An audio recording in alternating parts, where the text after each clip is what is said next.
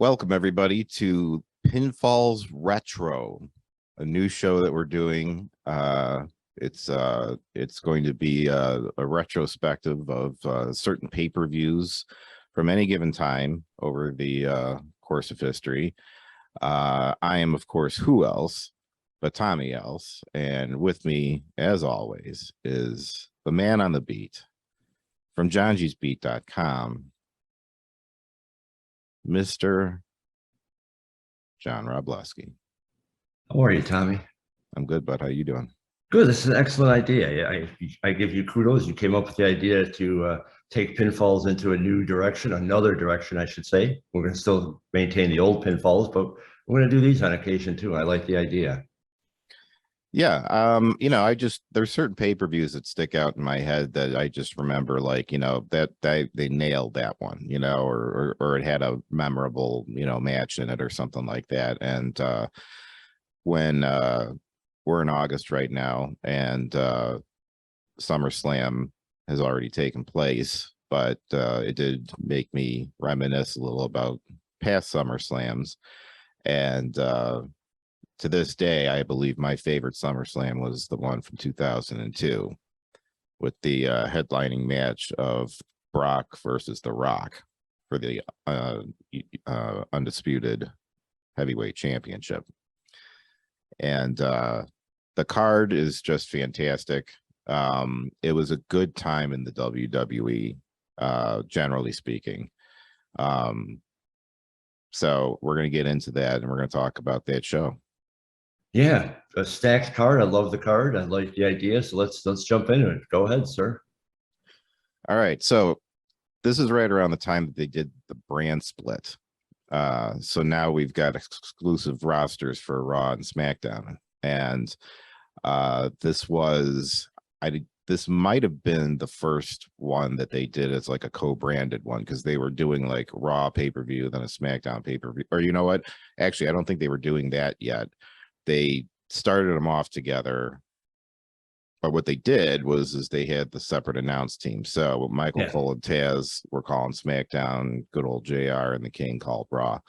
So just to kind of help set the scene a little bit here. One thing I noticed, and this is something that it always bugs me with that they did at this pay-per-view, is they've got the hard cam at 3 o'clock, and usually it's at 9 o'clock. So like if you're looking overhead at the arena, if the entranceway is 12, okay, hard cam is, or no, I'm sorry, I got it backwards. Hard cam is usually at 3 o'clock, like where you and I were sitting last time we went to Raw, and it's behind us, or no, it's on the other side facing us, right? So anyway, back then, I don't see them do it nearly as much anymore, but back then, every once in a while, I would notice that there must have been some logistical reason or why, they did it, but they would have it on the other side. So the entrance ramp is, going out to the right rather than seeing it coming in from the left. And why does that bother you?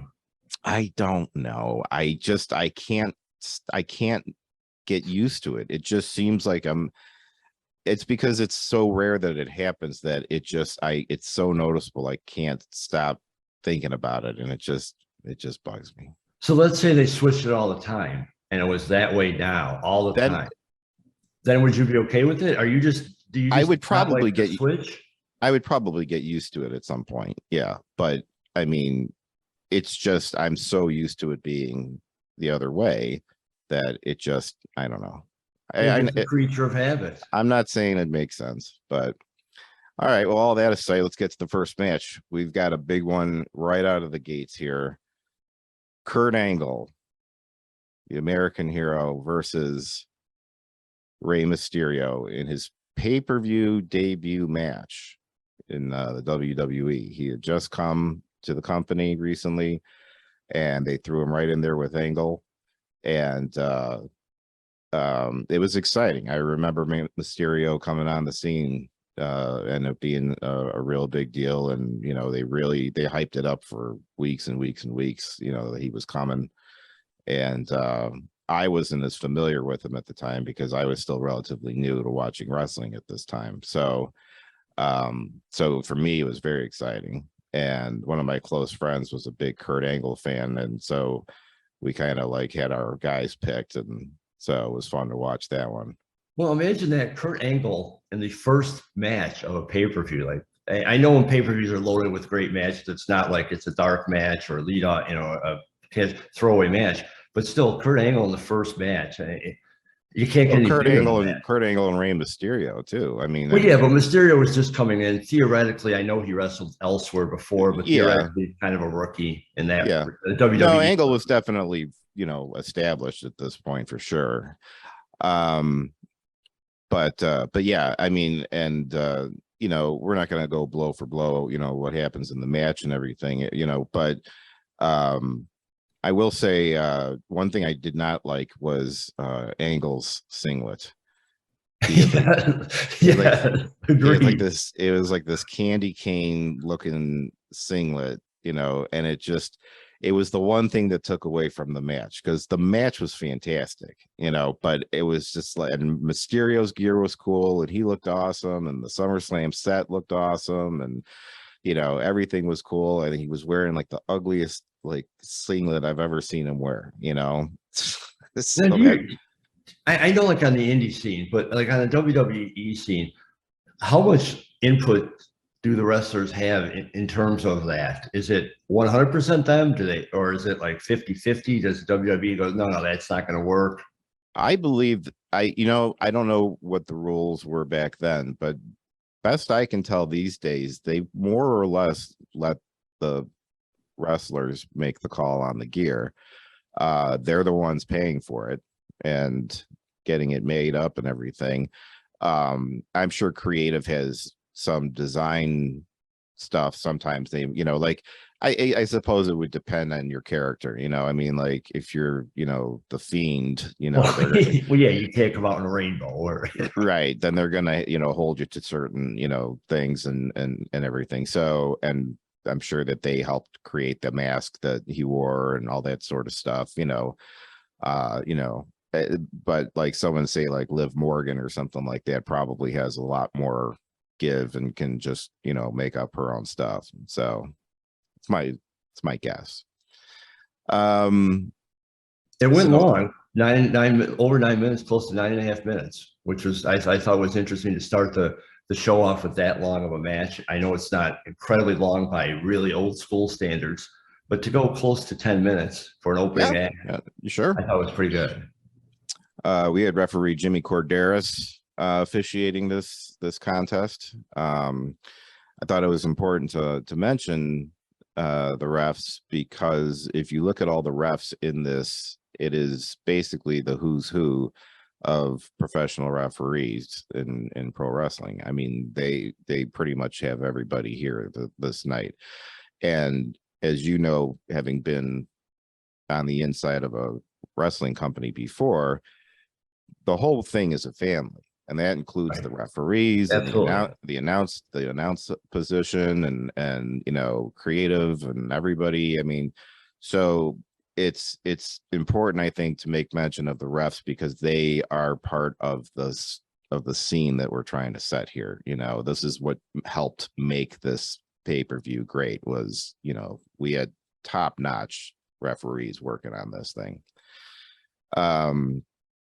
So it was very fast-paced match. They did get a holy shit chant at one point. So, I mean, like you said, first match of the night. I mean, if you can, the most important matches are supposed to be the first match and the main event, because the first match gets the show going.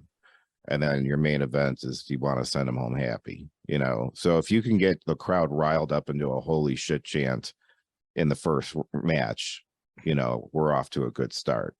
No, I will say this. I like Ravens. Always like Kurt Angle. The guy's a Hall of Famer without question. I like Rey Mysterio.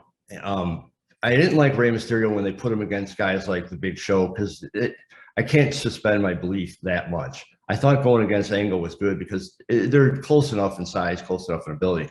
The one thing I hate about Rey Mysterio, though, I thought the 619 was about as bad of a finisher, as bad of a move. It almost ranks right up there with the people's elbow. No, I mean, seriously, like, you go through all the thing in the match, and he just I don't happens think to it's as fall in the bad as rope. the people's elbow. I Yeah, mean, he just happens to fall on the ropes perfectly, and then Ray could do his 619. I don't know. It looks so set up and so phony. well, I there want him is to have a better move. He's a better wrestler than that. he has, but see, okay, all right. There are times where the setup is just a little too obvious. I mean, where the guy clearly trips and falls. If And then the he guy, stays there. right, if he ends up in that position on his own, I don't think that makes sense. However, I've seen Ray do like a drop toe hold where the guy falls into the rope And then stays there. and then I guess, I mean, When you're fighting Ray, when you're on the ropes, you dive out of it. Even you. well, some people do. Some people get out of the way. It's not like he's hit every 619 he's ever tried, Percentage wise, he's hit the majority. I think I hate that move. You think you're the first person I've ever heard say they didn't like the 619. Well, I understand what you're saying, but that's just pro wrestling. I mean, no, but it's not pro wrestling. It's like bad indie wrestling where we're gonna set this move up. Okay, well, gonna be in their place. when Shawn Michaels starts tuning up the band, the guy's just like, slowly getting up and waiting to turn around, and then he sets that up. But that the guy doesn't know. Maybe Sean's going to hit him with anything. He knows what he's going to. He never stomps his foot in the corner unless he's going to kick you in the head. He doesn't do a fake out. But it's not as badly and as phony set up as the 619. That's my beat. All right. Well, we're not going to dwell on this. And Kurt Angle should know better than that. Well, Kurt Angle comes into this vowing to break the ankle of Rey Mysterio. Now, one thing that Mysterio has in his advantage in this scenario here is with the ankle lock, the best way to get out of it is to roll underneath him, and then, reverse it. But it's tough for like a normal sized person to do, to get down that low and be able to do that. It does invariably throw him forward too, the momentum of doing that. But Ray had a big advantage being so small in this, and that it did help him get out of the ankle lock several times. However, at the very end, he was Angle really locked it in there, worked it hard, and then just when Ray was getting close to the ropes, Angle dragged him out to the middle and just was, yanking on it, and then that was it, and Ray tapped out. I was had I been making a prediction at the time, I would have thought Mysterio was going to win that match. Oh, no way. No way. Not his debut, not against Angle. I thought that was the perfect way to do it. No, I'm happy with 1-0 Johngy. I'm happy with the way that it went. But I think back then, and I was still, well, I gotta remember, I was also relatively new to watching wrestling though, too. So like I didn't quite have, like today, I might have looked at it differently, but back then that was just what was going on. Well, I'm giving myself the retro point. 1-0 Johngy. We're not starting retro points, okay? This is not going to become a thing. Yeah, well, good for you. All right, you do that. But an excellent match. Yes, an excellent match, and just a great kickoff to the show. Exactly. So during this time, so now that we do have Raw and SmackDown split up, they did this to create like a rivalry, a battle of the brands between the two of them. So we've got leading each show, we've got Eric Bischoff in charge of Raw, and Stephanie McMahon in charge of SmackDown. A face, Stephanie McMahon. Yes. And since this was the first time that the two brands had shared a pay-per-view, they find themselves having to share an office. And so we get a little backstage shot of them, and some very bad dialogue from Eric Bischoff and from Steph. I mean, it was really, really poor. Cringeworthy. Yeah, it was like a couple of fifth graders pretending to do wrestling, promo or something like that. It was bad. I think But stuff like that is better left for the shows and not the pay-per-view. I don't want right. to see any of that. I shouldn't say none of that. If you're going to do stuff, make it really quick, just and to the point, and have a reason behind it, not just to entertain people. So, theoretically, which it didn't do anyway. This was going to be a recurring thing though throughout the night, where they were going to be checking in with them backstage to see, like, how the mood was between the two of them as the night progressed and everything. There was only one interpromotional match, so there was really no bragging rights on the line beyond that. Which But really means there's no point in doing all that stuff. right. I mean, it's just like, it was like they would, so like that first match was a SmackDown match. And so, Stephanie, can brag about that one. That's the kind of entertainment you'll find on SmackDown. I mean, that was really the best that either one of them can say about any of the matches, So it was not. It's a waste of pay-per-view time. Yeah, it wasn't adding anything to the show. So I will go further and say it detracts from the show. But once we get past that, now we move on to match number 2 with my guy, Y2J, Chris Jericho versus the legendary 16-time world champion, Ric Flair. Woo! Waiting all day to do that. No, what was weird before we get into it? What was weird is it's not exact, but it's close. Jericho now, I believe, is the same age as Flair was then. Yeah, he was. I wrote it down. He was 52 years old. So Jericho's probably pretty close. That's weird. And Flair obviously just had his 15th retirement match. Whether he stays retired or not, but it's he's at like 73. He's 73, yeah. So I mean, even back then, did we think that we'd see Ric Flair wrestling for another 20 years? And will we see Chris Jericho wrestle for another 20 years? I don't know, man. He's done it for so long, but I mean, so did Flair. So I don't know. I mean, I think as long as he can keep finding ways to reinvent himself and keep it fresh and fun, and his body holds up, I mean, that guy is, all things considered, given his career, not had that many injuries. He's never been out for, like a torn quad or a broken neck or anything like that. I mean, he's done very well, with keeping himself together. So, but that's a good point too, though, because about keeping it fresh and everything. And arguably, Ric Flair is one of the greatest of all time. However, his act really didn't change a whole lot, especially over the last 30 years. No, he was always Ric Flair. Jericho, right. Every couple of years, will become just an entirely different version of himself. And he got with better. A big moveset. Yeah. Oh, yeah. No, he'll change up the moves and everything. Right. So yeah, you're absolutely right. So I was a fan of this rivalry. I wasn't at the time a big fan of Ric Flair. I was still new to watching wrestling. I just didn't really get what the big deal was about him and everything. But one of the things I loved was, in the lead up to this, Jericho's band Fozzy played live on Monday Night Raw.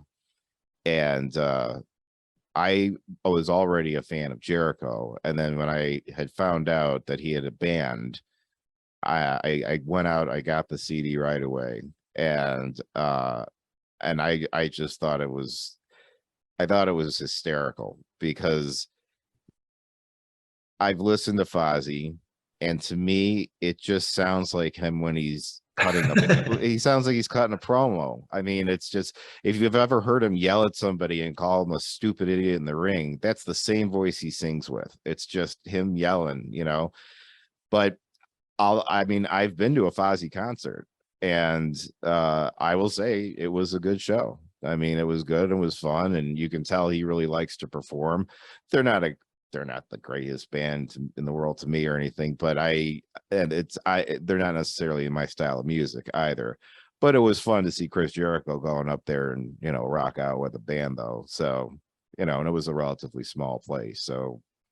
I give him credit for doing it. I give him credit for obviously attaining a certain level of success doing it. Not my type of music, but I could appreciate the talent that he has. Yeah.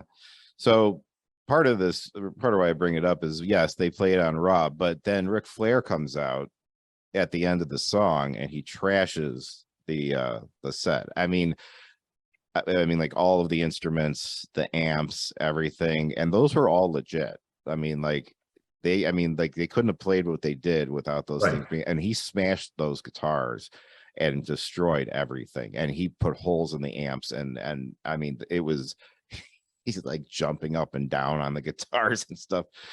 It was pretty funny, and that was when that's when Flair started winning me over, because it was really, you know, he seemed like a silly old guy to me. So his 16 title reigns or 21 title reigns didn't do it for you. His legendary career didn't do it for you.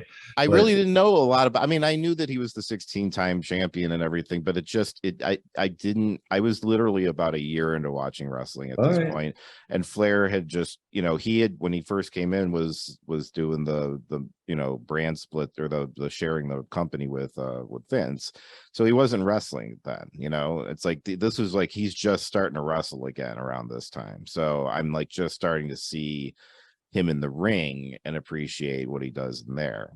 It was just, I was new. One thing I've noticed that's always been another problem I've had with this particular era, and I know most notably with Flair, is they don't have the rights to the 2001 Space Odyssey song that he comes out to as his signature entrance music. So when you watch these old pay-per-views, they dub over it this song, and the song that they use is just terrible. It's just bad. I mean, it's like, give them anything but that, basically. It drives me nuts every time. I can tell there's certain songs that they didn't have licensing to, because I remember there being like a very specific band that played somebody's entrance theme or something like that, but they don't have the long-term licensing for it, so they have to dub over some generic stuff, and it's just I can't stand it. This was Ric Flair's first appearance at SummerSlam. He had never wrestled. That surprised me. I would have thought back in the day, when he was around the first time.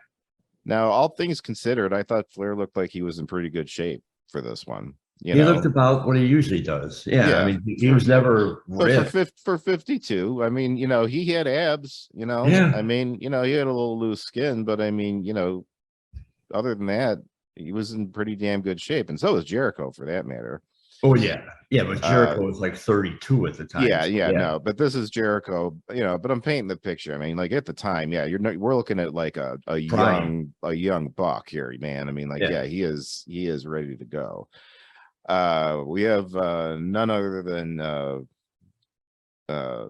Charles Robinson. Little Nate, of course. Little Nate is officiating this contest. Jericho, they mentioned a fun fact that Jericho was 2 years old when Flair had his first professional match. Wow. So that is the age discrepancy between the two of these.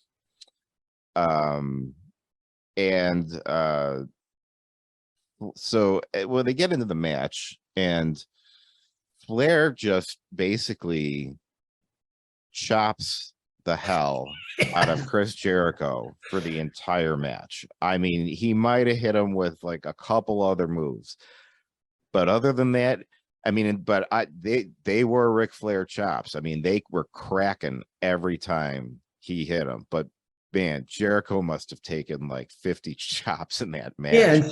And ordinarily I would say like that was boring and he just did the same. But for some reason, it worked for me, because it could be part of the psychology that Flair just wanted to beat the hell out of Jericho's chest, knock him, take the wind out of him, bruise him up. Well, I don't know that you've ever taken a chop before, but I did from a late wrestler who we shall not name. Oh, gotcha. So yeah, but it not only can sting and leave a nice big red mark, but it does knock the air out of you, if it's hitting the right spot. So I mean, to be just sitting in the corner and him target your chest and just keep one after another, and it was like, then he like Irish whip him into the corner, and then go over there and then just do it again in the other corner. I mean, it was just, an easy match to work, don't have to think about much. But it really did seem like the plan, and not just like Flair has a limited move set. It seemed like, like they always did No, with because Arn he is Anderson, they would capable work of, a body part. yeah. It's not like he's not like he doesn't know what he's doing by any means. I mean, he is Ric Flair, but no, it was intentional. But I just know from having, taken some chops before that, a few are fine, you'll live. But if Ric Flair slapping the shit out of your chest for the entire, 10 minutes and 22 seconds. Oh yeah, that's a lot. That's a lot. Well, when it was said and done, Flair, in classic Ric Flair fashion, dirtiest player in the game, hits a low blow on poor Y2J at the end of the match and is able to secure the victory. So with the figure four. With the figure four, yeah. I love the hold. I love the figure four, and it legitimately can break your leg. Oh yeah, it is a legit hold. Yeah, I mean, if you've ever been in it, it would take very little, really, to just lock that in and snap someone's leg easily. Yes. All right, moving on to match number 3. Latino Heat, Eddie Guerrero versus Edge. Very interesting matchup to have these two going up against each other. At the time, Edge was coming out to Rob Zombie's song Never Gonna Stop Me, and that I actually liked when he switched to that song. I was a little disappointed when they got rid of it, but I guess it aged out. Apparently the backstory on the match is that this is somehow based out of jealousy for one another. I never got like the full story as to really why they had jealousy issues or whatever, but was Vicky Guerrero involved in this? No, she didn't really. No, she wasn't around for a few more years. That's right. Yeah. He was out for a month. Edge was out for a month with a shoulder injury prior to this match. And so once they get this match going, they naturally Eddie basically targets the shoulder. I love that. Yeah, you pick a body part and you work it. And and when when somebody has an injury, that's where you go. And Edge sells it. And it's nice because it just kind of writes itself, Well, it makes sense. I like when the match storytelling makes sense, and this made total sense. Yeah.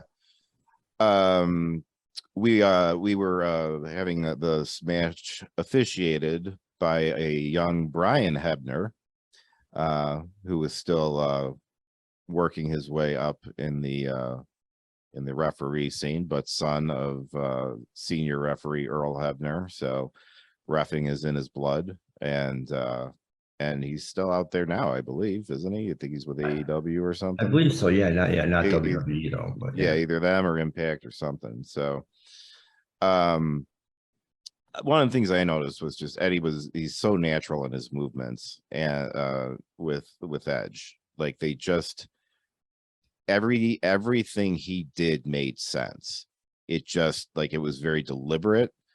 It made, again, like he going after the shoulder, like he went after the shoulder, but he found about 15 different ways to do it. You know, it's not like he just going and just keeps punching him in the shoulder or something like that, or I mean, like he'd put him in stretches and holds, and he'd whip him into the corner, and he'd find ways to just keep doing it. And he looked like he wasn't thinking about what do I do next or anything. It was just like a pit bull just going after him, and he's like, okay, now I'm going to do this. Now I'm going to do this. And very fluid. Yeah, and just I thought it's been a while since I saw Eddie Guerrero, working a match. I haven't seen a match with him in a long time, and I just saw that, and I'm just like, yep, that's why he was awesome. I'm like, he was the man. Edge was really just starting to come into his own at this point. I mean, he had been around a long time, and he certainly had made his name with the TLC matches and stuff like that when he was tagging with Christian. But he was still, you know, as a singles guy, I think he might have been like a year and a half or so into being in the singles, and was doing fine. But I mean, just hadn't really taken off just yet, you know. Right. Yeah, he didn't reach anywhere near the level that he eventually would reach. At the time, I wouldn't have thought he would get to where he is now. Nor did I. You know, but no, he eventually became the man. You know, I mean, I was, and I was glad. I thought that was very cool to see. So I thought he'd have a nice career. I thought he'd have a long career as long as he wanted it. I didn't think he would achieve like superstar status. You know, I thought he would just be kind of a second tier guy. Right. Who won this one? Edge did with the spear. Edge wins with the spear. That's right. Well, a spear into a pinfall. Yes. Yeah. At almost 12 minutes, 11:50, which I thought was again a nice time for a match. There's no quickies on this one. No, they, you know, and they're all roughly around the same. Yeah, you're looking at like, you know, 9 to 14 minutes or something like that. You know, that's pretty close, you know. So and they weren't dragging. Yeah, that I feel like they were the right amount of time needed for it. And that's one thing I can say about all the matches on this. I feel like none of them went longer than they should have or felt. Well, we'll get to it, but I had a couple that I thought could have been clipped a little. Okay. So at this time, this is when the MLB is going into strike, and there was a player strike in baseball. So WWE decides to jump all over this, and they start running commercials about how more or less that they're better because their season never ends and they don't go on strike. And so they run one of these because it's not that they're not considered a pastime. Contract disputes don't determine the outcome of their season. Negotiations are handled a little differently in this arena. When two sides here have a problem, it's taken care of face to face. Yeah, those were their claims. Which you can see through some of the lies there. Contracts do determine some of the things. Oh, they absolutely do. Yeah. Yeah. But it just doesn't shut down the whole company though either. No. You know, it shuts down maybe a person, but that's it. Then we get a backstage promo with good old Jonathan Coachman. The coach talking to the Un-Americans. Hated it. A terrible stable. Hated them. Dumb. It was so horrible name. So boring. It was so boring. It was just, and it was such a weak attempt at getting heat, you know. Jingoism. Yeah, we hate America. You know, everybody besides America hates America. You know, I mean, was their argument as well. So we've got in the Un-Americans, it's Lance Storm, Christian, and Test. Lance Storm and Christian holding the tag titles, and so they are up against the team of Booker T and Goldust. Love this team. Who on the other side of things is a team that is just absolutely beloved. I mean, like this was a huge turning point for me with Goldust. I wasn't sure what to make of him when he first came back, and because he had come back after being gone for a while, and his first match back was a No Way Out against RVD. And so I wasn't sure about this guy at first. And then some of the best stuff that I from that time were the two of them in their backstage promos. I mean, Goldust he was courting Booker T and like trying to get Booker T to be his tag team partner and that they would make a great tag team. It's one of these scenarios where he's, you know, it seems like an unlikely tag team, but you know, this guy just feels like it's gonna happen. It's gonna happen. It can work. You know, it's almost like one of your favorite teams, RK Bro, where you had, Riddle had a talk. He had a talk No, working no, into no, it. no. Don't compare But Goldust and Booker T to that just horrible saying stand. from the approach side of things. But Well, anyway, what do you think the point was of initially? And we know that they went off to great success, but initially when WWF put them together, do you think that there was just, well, let's throw these two guys, let's give them a storyline? I think it was I think they were spitballing. Yeah, I think it was just a shot and just be like, let's see what happens. And they kind of hit gold. It's an unlikely tag team. Rarely does that work, but it's just, you try it out a little bit. And the thing is that the two of them both have good comedic chemistry with each other, especially in their characters, so Goldust, of course, creeps everybody out. So I love Goldust. I love Dustin Rhodes, whichever you want to call him. I loved him from day one. I thought he was vastly underrated, and it's so cool now, at least, to see him getting a lot of respect. Yes. So he creeps everybody out, but the way, Booker T would, react to it and everything, and he was so funny. And then, eventually Goldust wears him down and they become a tag team, and now they start chasing the gold, and they chased it for a long time before they finally get it. But that was the slow build. But here we are in a situation where they are getting a chance at the tag team championships. We've got let's see here, tag titles are on the line. We've got referee Nick Patrick officiating this one. He came over from WCW when they bought them out, and that was his entrance into WWE. The match, it was a good match. It was a fun match. Lance Storm takes out the ref at some point, and Test interferes. Un-Americans end up going over in this, unfortunately, to the dismay of everybody. But again, this is, I think, part of the slow build for Booker T and Goldust. I mean, the match wasn't bad. It was a good match. Right.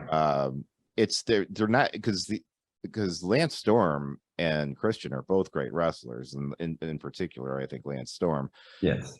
I did have the pleasure of attending a Lance Storm seminar and getting to work with him in the ring. It was Lance and me and 3 other guys, and we were there for 3 hours. And super cool guy, and very willing to talk about anything, and give advice on stuff, and incredibly smart. He and Jericho came up together and training together and everything. So one thing I want to mention again before moving on, one of my favorite gimmicks Goldust had, and I think it started when he was with Booker, but I think it might have spilled over until after they split up.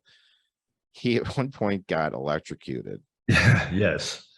And then he had like this uncontrollable like stutter. And weren't they saying like Tourette's or basically, yeah, it was basically Tourette's, but it was clean. But it was one of the funniest damn things. I thought it was great. It was absolutely hysterical. I think what happened was he was attacked by Evolution, and I think they threw him into something that they threw him into the electrical board. Yeah, there you go. That's what it was. Yeah. And then of course, like a bunch of bullies would make fun of him for his new speech pattern and everything. So, but that was gold. It was great. So no, hey, Dustin Runnels was always one of my favorite characters. It's so funny because early on the complaint against him was he's got no personality. He had a ton of personality, it seems. Oh yeah, no, and he's good in the ring too. The only thing the only thing with him I never could understand was how he wrestled in that suit, man. I just don't. I mean, that thing just looks like the worst thing to have to carry out a match, and I just would never want to wear something full bodied like that. Yeah, like Mylar. I mean, just I don't care what it's made out of. I mean, even if it was cotton, I wouldn't want to do it, you know. So at the time, this is 2002, WWE had a kind of a themed restaurant in Times Square in New York. Um, and what they would do is they would show the pay-per-views, of course, at this place, and usually at pay-per-views, they would have a live camera there to show everybody who was there, and then they'd send out like a wrestler or a star or somebody or whatever to kind of report in on, like, everybody out here in New York is loving the show and they're having a great SummerSlam, and they're drinking a beer and they're having fun. And so at the time we had Nydia and Jamie Noble on the loose in the WWE. I loved Jamie Noble. I'm Jamie Noble, boy. I loved that. Nydia just absolutely grossed me out. Both of them could have disappeared and I would not have cared. I just was not, it was interesting because she was one of the two winners from the very first Tough Enough. Right. Her and Maven. And she didn't do a lot of wrestling, but I mean, she did some, but yeah, her main role for a long time was being Jamie Noble's girlfriend / manager. And the problem with their gimmick is it was very sexualized, and the idea of the two of them interacting that way is just repelling to me. So it just like it put a weird taste in your mouth with that. And in that, well, and yeah, but I guess whatever you're into, but in that spirit, we could show up and we're at the New York Times Square WWE, and Nydia and Jamie Noble are there. And apparently they had some contest where they pulled like a few guys out of the crowd, supposedly. I'm sure they were extras. And I guess someone was going to win a makeout session with Nydia. They had a couch up on the stage, and then she just got to pick one of them. And then she does, and she throws him down on the couch and she mounts him and then starts making out with him wildly, like attacking him like a bobcat or something. And meanwhile, Jamie Noble is leaning over, like with the microphone, being like, "That's right, you go for it, you get that tongue in there." I mean, it was just like, it was rough. It was rough. For as much as I love this SummerSlam, it's because of the matches and all the stuff on the in-betweens, all the promos were really rough. They could have cut all that stuff out and I would have been completely fine. Man, I've never gotten that image out of my head. I mean, that's up there with Mae Young and giving birth to a hand at this point, I got nothing to add to that. Yeah. All right, this is a big one. This is your boy, my man, Rob Van Dam, RVD, versus none other than the Rabid Wolverine, Chris Benoit. Now, why was it the Canadian crippler in the Un-Americans? He was a face. Well, no, I guess he wasn't at the time. I don't know. I guess he could have been. The problem is he was here. I'll bet you, okay, here's why. Here's my theory. Because he didn't need to be. There was no reason for him to be in a group like that. They needed him. They needed him, sure, but he didn't need to be in there. He was doing. Benoit had only, if you think about it, I mean, Benoit has been in the company like what, 3-4 years maybe at this point, so he's still kind of coming up, but he's coming into his own though now too. I mean, he's getting there. He and Guerrero are like both like trucking ahead. So yeah, I don't think the un-Americans were three guys who they didn't know what the hell to do with, and so they just threw them all together and gave them a cheap gimmick, you know. So but here we go. We've got Chris Benoit and the educated feet of RVD. I always loved that call from JR, you know, Rob Van Dam and his educated feet. Referencing his martial arts background. We have Brian Hebner is officiating this one as well, pulling double duty here. One of the things I noticed in watching this is how, you know, RVD is known for being very flexible, and one of the things I think that works too in his favor is that when he gets like Benoit can roll him up, but like turn him flat in half, you know, and twist him into all these things and stuff, which makes Benoit look great, you know, and looks like it's killing RVD. And there's people who couldn't do that because if he went that hard on him, he'd probably tear their hamstrings out or something like that. So the fact that RVD had such great flexibility brought something to, you know, his matches for both people, he and his opponent. And I think it especially worked with Benoit, the type of match that he would wrestle. I thought that worked. I thought your point excellent there. Similar body types. Benoit a little thicker muscularly, but nowhere near as flexible. Yeah, no, he couldn't. Yeah, he was one of the tightest looking guy. He looked like he was just under constant strain, like his body was just flexed nonstop. Well, it was. You know. Yeah, I mean, but this is the only interpromotional match on the card. So this is a Raw versus SmackDown match. So there is some pride on the line here, but not only that, but the Intercontinental title being held by Chris Benoit on SmackDown. So if RVD was to win, he would then take the title, and now that gets transferred over to Raw. And why didn't they precede the match with that's when you bring out Eric and Stephanie and have them go at it with this is the match. Right. That would have been the only promo they would have had to have done the whole night, and it would have made sense. Yes. I agree. Or afterwards. Either way. Well, they do talk about it afterwards, but it's the backstage thing. Yeah. Yeah. This is one match, so I thought went a little too long. Oh, really? Yeah. You know, I'll say that, you know, there were some parts that maybe you could have trimmed it up just a minute or two or something. But I mean, I also just enjoy watching those two guys work each other. So, you know, but I don't totally disagree either. Not much. It's a small criticism. The match was excellent.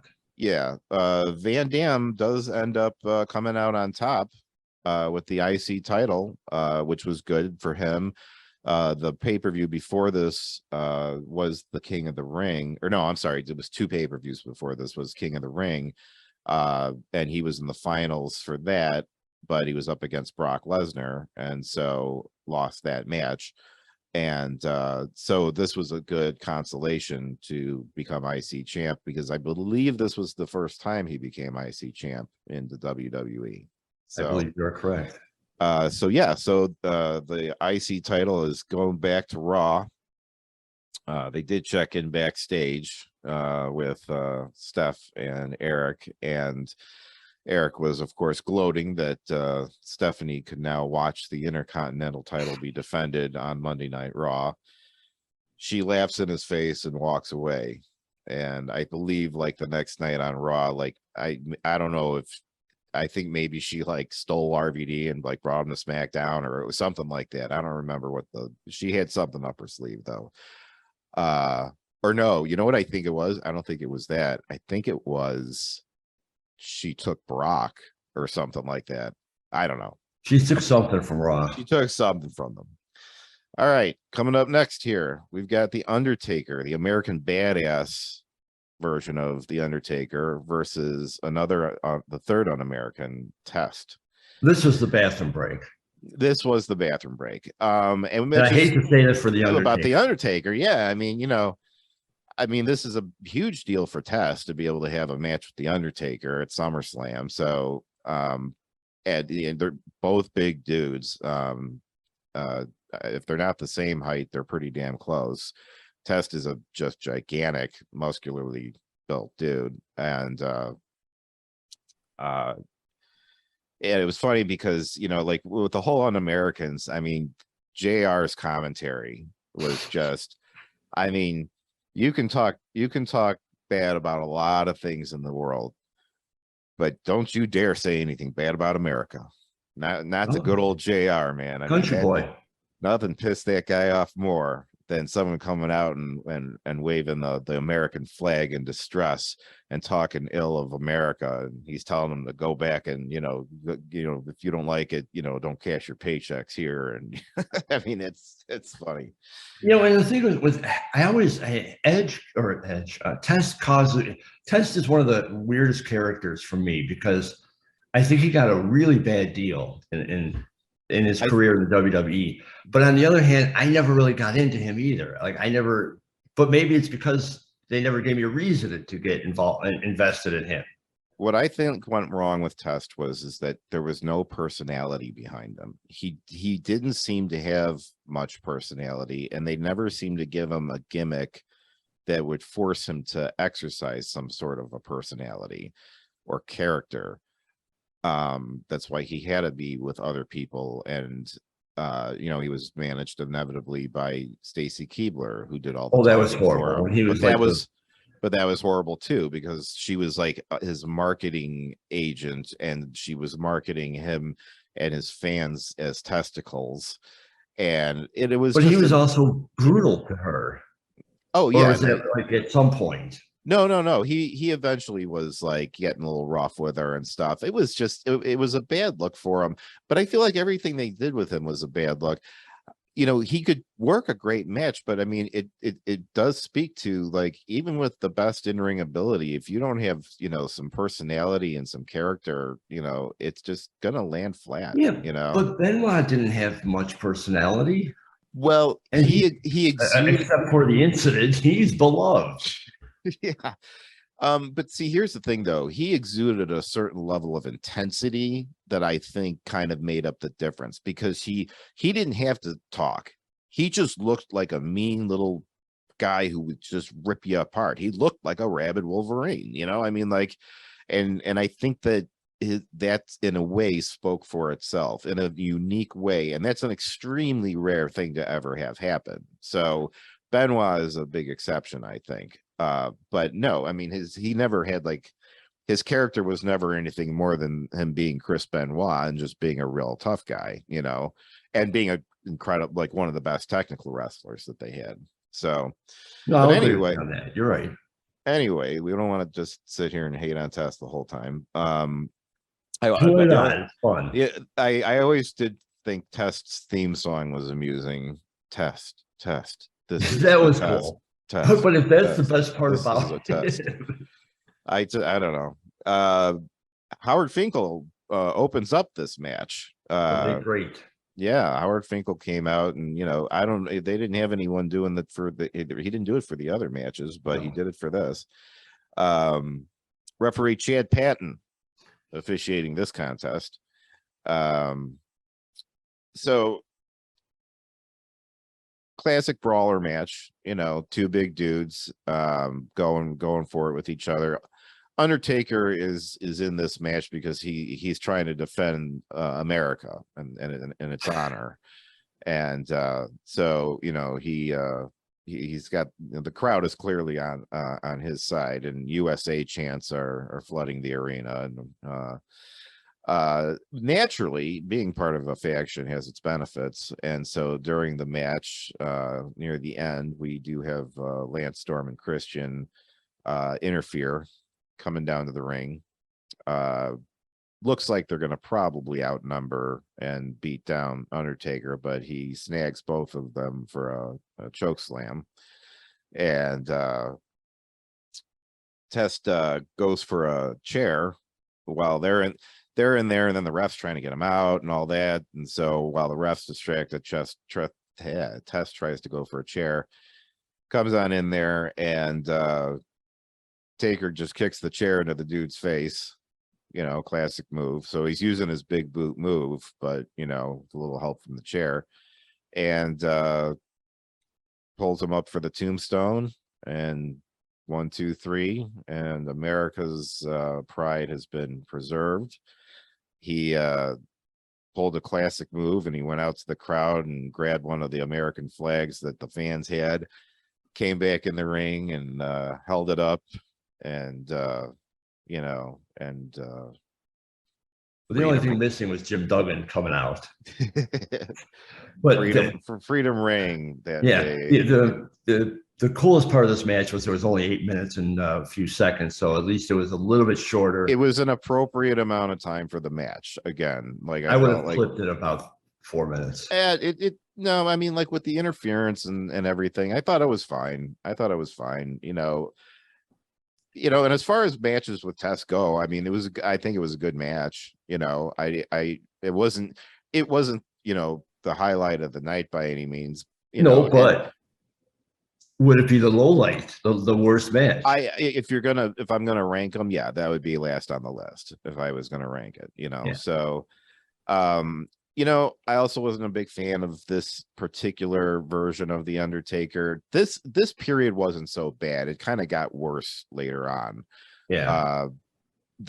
At this point, it wasn't so bad, but yeah, I also felt a little cheated because, again, being relatively new to watching wrestling, I was aware of what Undertaker used to be, and now when I started watching, this was the Undertaker that existed. And I was like, well, that guy sounded like a lot cooler, Well, yeah, because the American Badass Undertaker could have been any big guy doing the same gimmick. Right. So I felt a little cheated at the time. So when eventually he did go back to the whole thing, I was pumped, man, because I was finally going to get to see, him doing this. Because back then, I mean, I guess, if you really went, tape hunting and stuff, you could find stuff and everything. But like, we didn't have all this stuff online and everything. I mean, the internet itself was still relatively new. So for me to be able to go back and watch old stuff was really hard to do. Right. I just saw, like, if they did a retrospective video or something like that, so I would see pictures and videos and I'd be like, that looks awesome. I'm like, what the hell is he doing with this? Right. So between Test being just a flat character and not my favorite version of the Undertaker, it was, I could only be so excited about it. Watching it now more just as someone who's been in the ring, watching it from a technical aspect and the way that they carried the match out, I thought it was a well done match. So, just again, if I was going to rank them, matches for the night, that would not be at the top of my list. It would definitely be the bottom. So it would be the bottom by a long shot of mine. But I will say you're right. The match itself, just in a vacuum, was not a horrible match. But there's too many factors that I just didn't like about it. Our next match is just an absolute slobber knocker, to quote our good friend JR. I mean, like, it really is. He almost died during the match. I mean, this match, I really feel like we could almost have done a whole episode just talking about this match, but I mean, there's a table to set here before we even get into the actual match here. So we've got Shawn Michaels, who's come back to the WWE, and up until this point, he hasn't really done anything as far as any in-ring competing. They brought him in as part of the new NWO, that the WWE's version of NWO, and it was really bad.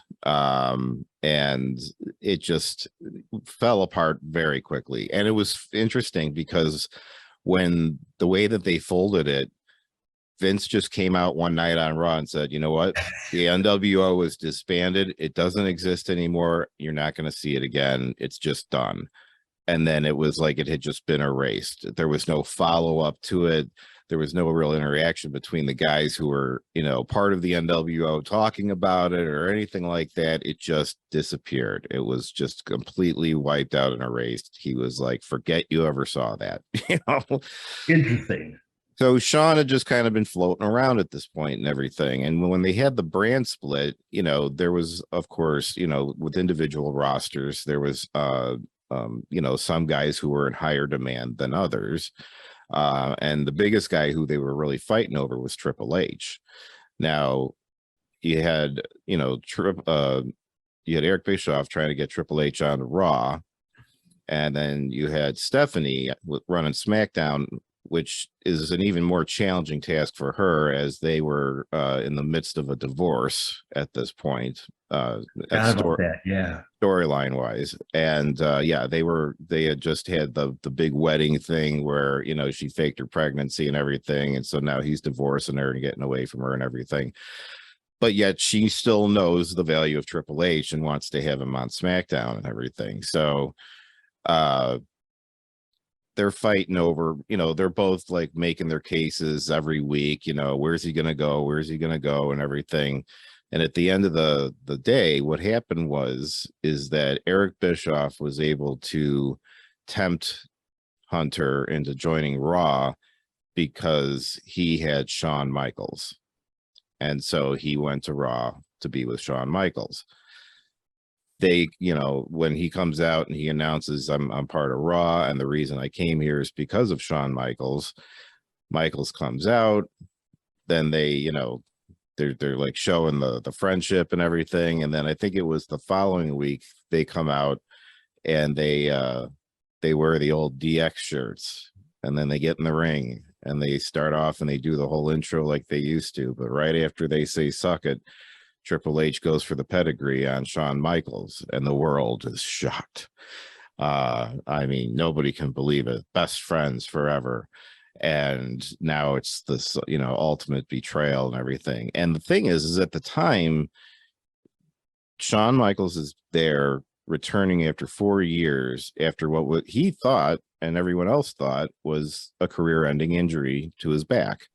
So for him to get attacked at all was a huge deal. I mean, let alone by Triple H, but I mean, just for his well-being. I mean, it did give a lot more drama to the whole thing, because they never thought they'd ever see him wrestle in the ring again, you know, right. And it was a tragedy, you know, it was like one of the best ever, and, you know, it was cut short. So a lot of drama coming into this match here. A great story heading, leading into it.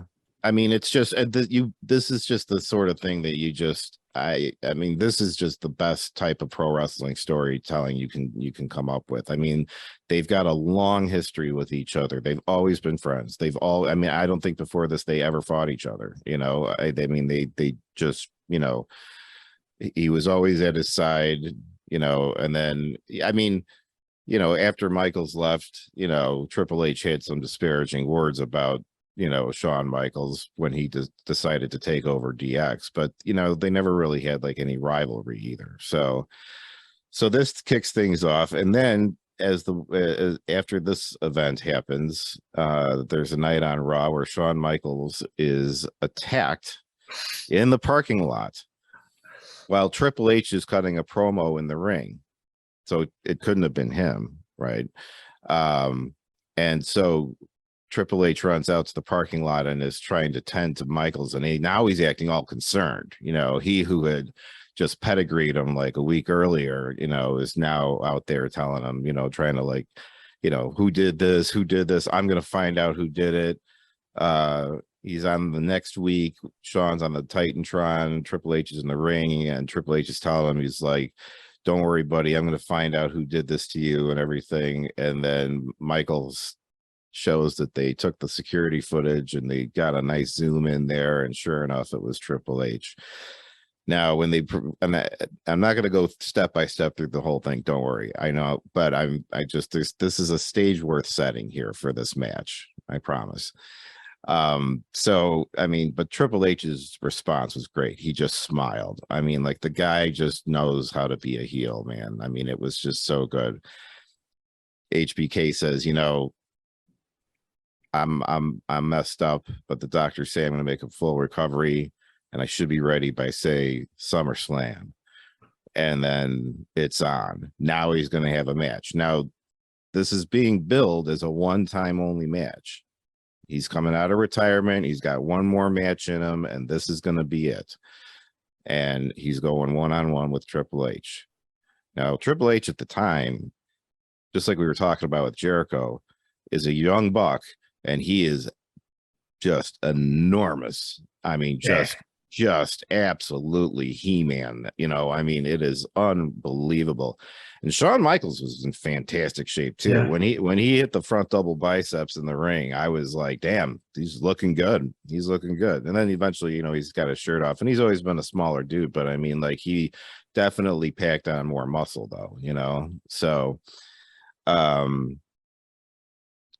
anyway, we now find ourselves here at SummerSlam, and now because of Shawn Michaels' sensitive back, the WWE will apparently not sign off on this match. As far as they're concerned, legally, this match never happened, even though it's being aired on pay-per-view in like 140 countries or something like that. But they got nothing to do with it. Yeah, what do they call that match? I forget the term that they always use. Unsanctioned. Unsanctioned, yeah. It was an unsanctioned match. Yeah, although it's billed and advertised, and they're on the promo posters. And they do supply a referee. Senior referee Earl Hebner officiating this incredible contest here. I mean, you can't ask for anyone better. I'm telling you, man. I mean, like, this match is just pro wrestling 101 top to bottom. I mean, like, this is just fantastic stuff. So Michaels comes out doing the old Shawn Michaels entrance, a lot of confetti, you know, some pyro for him and everything. He looks really excited and everything. At the time, he was real big on wearing his religion on his sleeve, and he had a shirt on, and it had said it was Philippians 13, I think. And I looked it up to see what that means. Wow, doing some research. Yes, and Philippians 4:13, it says, "I can do all things through Christ." Okay. So that's what that was saying on his shirt. So he was ready to do it.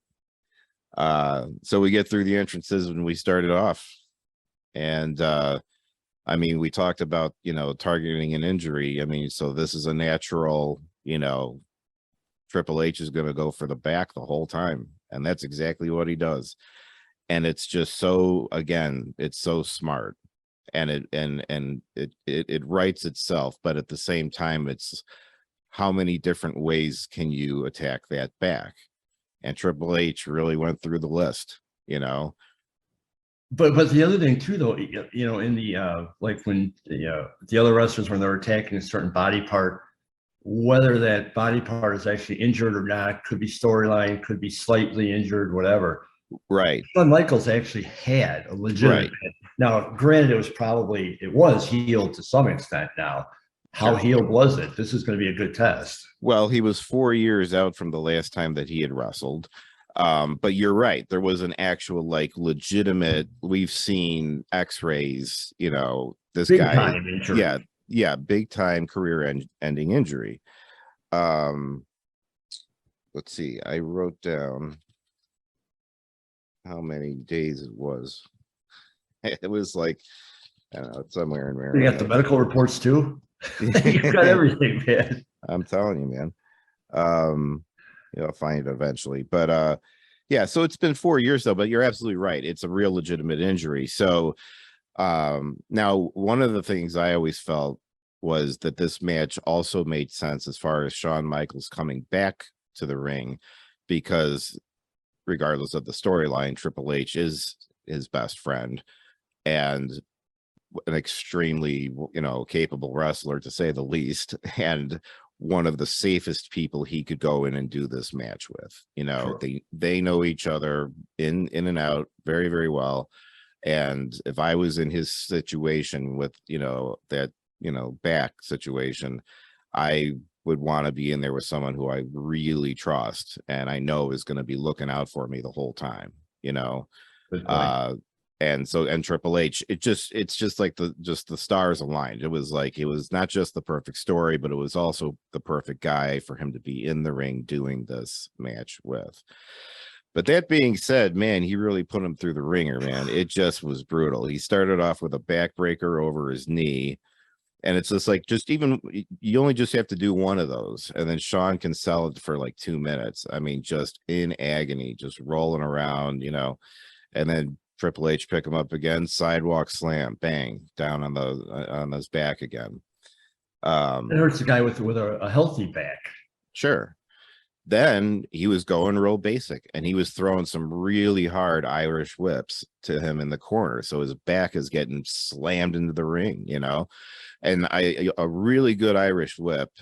Like if you really want to sell it and make it look hard is when you throw them so hard that you fall down, you know.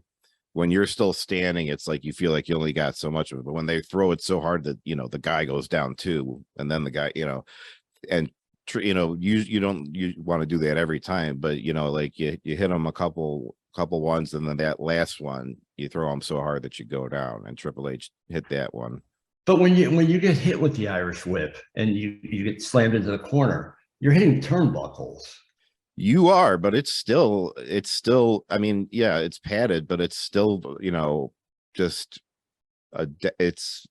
it's a wall, basically. You're just still going into a wall, and the fourth goes right through your body. First of all, so is it more like the shock of hitting it? Because I'm sure you're gonna feel it. I mean, you are gonna, depending on how tall you are, you're gonna feel it on your back. Probably most guys are like either, you know, the taller wrestlers like 6 foot and above are probably getting it in like the upper middle back, you know.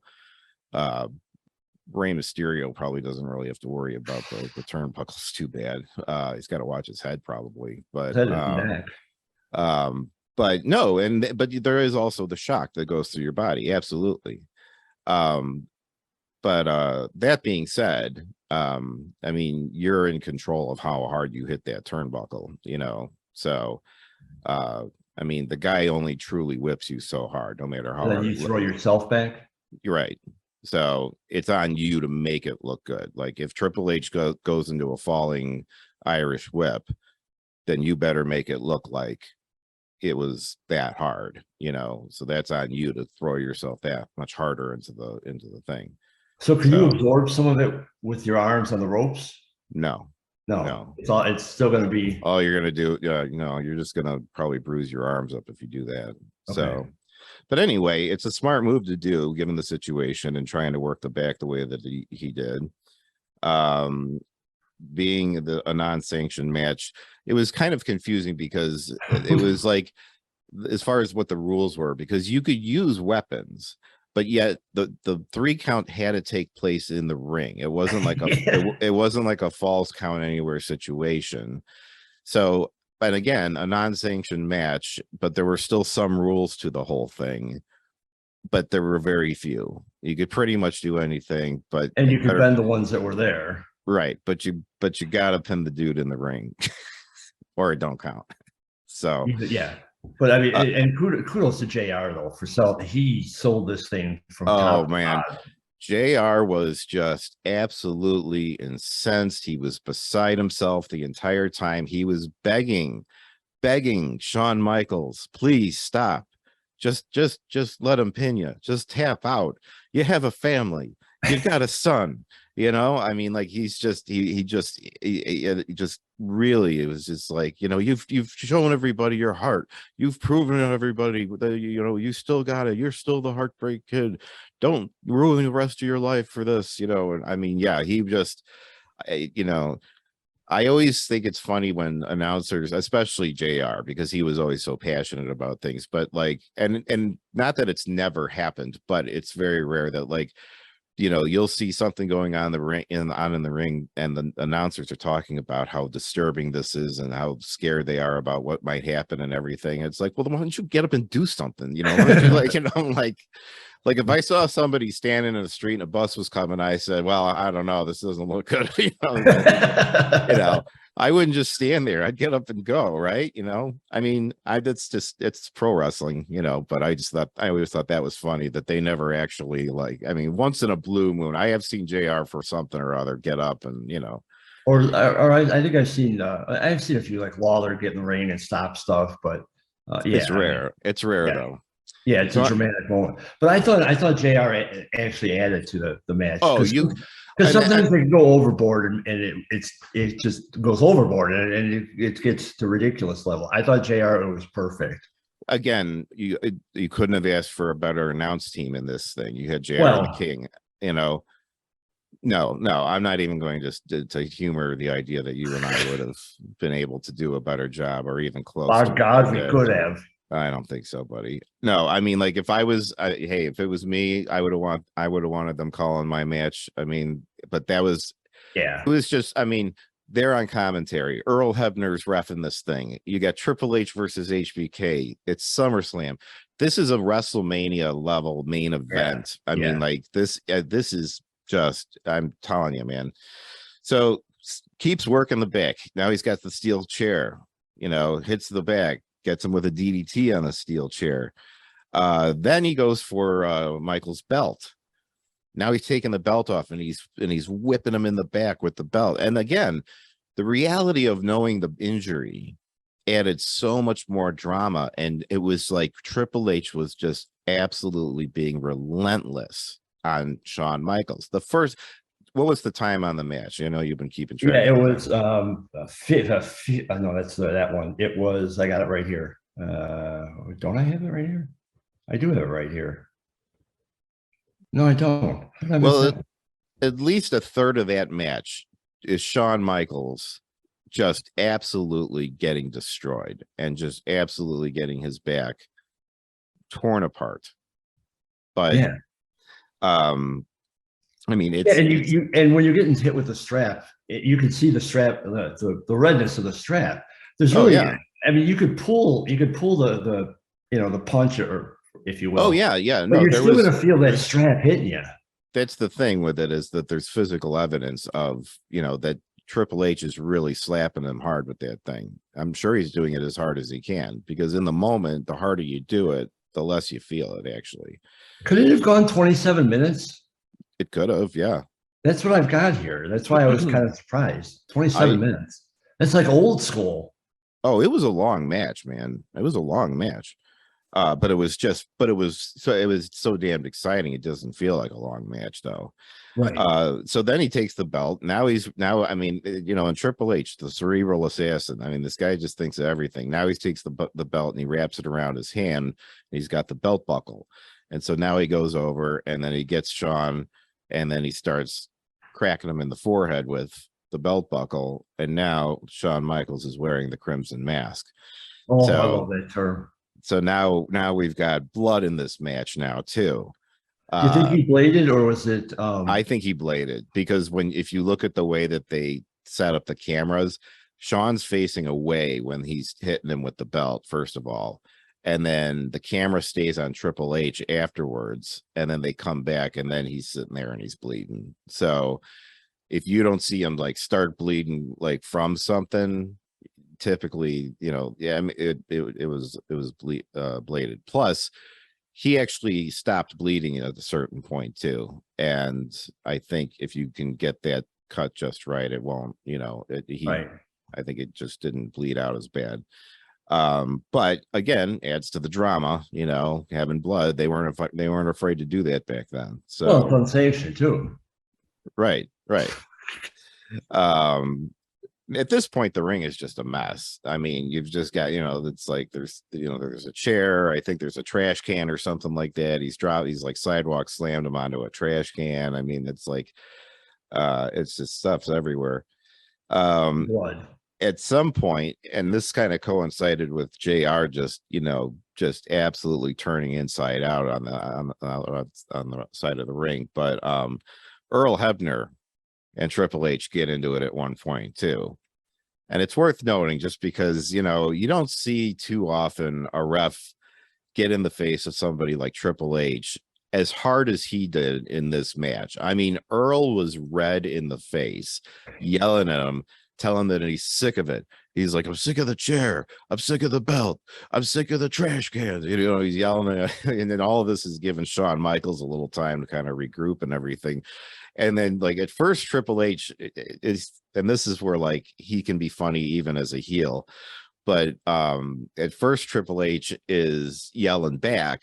But then it's like he starts kind of getting a little, like, scared of Earl Hebner. He's like, yes, starts kind of backing up a little bit, like, whoa, like, take it easy, man. Like, hey, you know. and I like, how did Earl get? Is it just he's yelling so loud that his face actually gets that red? Because I mean, that was like beat red. Yeah, he had to be. Oh no, I'm sure he was just screaming as loud and as hard as he could at him and everything. He was selling it hard. He did a fantastic job. He did a fantastic job because I mean, but it becomes, you know, now you've had somewhat of a comical moment in the match too. So I mean, that's just, you know, this thing is just like a roller coaster. It lightened it up a little bit. Yeah. So Shawn Michaels finally turns things around with a low blow, and which is always funny when the face does an illegal move, if you will. Yeah, but I mean, I think it kind of becomes fair game after the guy has broken the rules about 20 times already. You know, I mean, like, then it's like you got to play on an even playing field. You know, and if it's not going to disqualify you, or you can do it without the ref looking, you know. I think there are some exceptions for faces to be able to pull it off. It should not be a regular thing by any means. It's got to be meaning very specific criteria. But so then Triple H goes for another chair, comes after HBK, but catches some sweet chin music with the chair in front of his face. Now Triple H goes down. Now he's bleeding. So now we got two. That was definitely a blade. But that guy was really bleeding. Yeah. I mean, Michaels had a lot at first, but then it started drying up as it went along, and it seemed like it stopped bleeding. Triple H bled pretty much the rest of this match, I'm pretty sure. Now, so we're cranking along here. Michaels has been losing most of this match. He gets this. I think he falls down, like, after he hits the sweet chin music or whatever, and so they're both kind of laying down, and then that magic moment that only Shawn Michaels can do, the kip up. Yes. Now I'm gonna say it's a little unbelievable that after all the hell his lower back just took, that he could do a kip up, and as well as he did, because he snapped that thing hard. I mean, he jumped right up and then is just jumped up and he's charged up. Now, this is where, like, the superhero element of wrestling comes in, though. I mean, you're only going to see that sort of thing in wrestling. You know, is it unbelievable? Yeah, it's a stretch, but you know what? There's some 10-year-old out there watching it who's not thinking about it like that. And they're looking at it and they're thinking, like, holy cow, look at this guy. He just got back up. He might have a chance, you know? So while I'm sitting here sounding cynical about this particular moment, I do think that I tend to forget that there's so many kids who watch this stuff, you know, and for them, it is a magic moment. It is, and it's something they'll remember. You know, it is something that's, you know, when you're a kid and you can suspend disbelief that much more than an adult can. I mean, man, I'm sure that had to be a very, like, superhero type of moment for him, because he just jumps up like that after everything. And now he's like, he looks enraged and he looks like he's at the bulldog again. And he's going after Triple H. And then he starts making his comeback. And Jim Ross is going crazy. Oh, and Jimmy, I can't believe it. How does he do it? He's on his feet. My God, it's a miracle. Yeah. So he starts going around and he's just beating up Triple H. One of my favorite moments in this, though, was they're outside the ring. Michaels goes over to the Spanish announce table and he takes Hugo Savinovich's shoe off and cracks Triple H over the head from it, which Triple H goes down from, you know, like he sells the shoe, you know. I mean, it was like, that It was like, they're just having fun now at that point, Do you think that part was planned, or was that, because to me that seemed like just kind of a spur of the moment I thing. think it could have been a spur of the moment thing, because I've seen enough of that happen at shows, that I've been on, where somebody has gone into the crowd and done something like that, and it just, and the fans are always into it. I'm sure Hugo had no problem with it. Oh yeah, Sure well, you you got got a shoe back. yeah, I'm sure you got a shoe back. Yeah, so Sold it on eBay. um, Got Triple H blood on it. It's on eBay. yeah. Uh, Michaels uses the old fire extinguisher, blasts him in the face with the fire, or no, he didn't. I think he hit him with the fire extinguisher. Yeah. But so now we've had the fire extinguisher out there. Now we've so they set up a table. The crowd's chanting for tables, and there, of course, it goes without saying that the crowd is completely behind Shawn Michaels this whole time, Clear. but they are chanting for tables, and at this point they have used everything but the kitchen sink. So I mean, tables, and Michaels had brought out a ladder, used that a little bit, but then eventually he gets out a table, and which just have to be under the ring. yeah, well, you always got to have some extra tables under the ring. You never know, In case a luncheon breaks out. Well, you never know. Maybe more people showed up than you were expecting. You need to put them somewhere. Maybe, if the announce table gets broken, they need to use something just to, get by with until the end. It's good to have spares. That's why they have the chairs under there too, because you can't have, table and no chairs.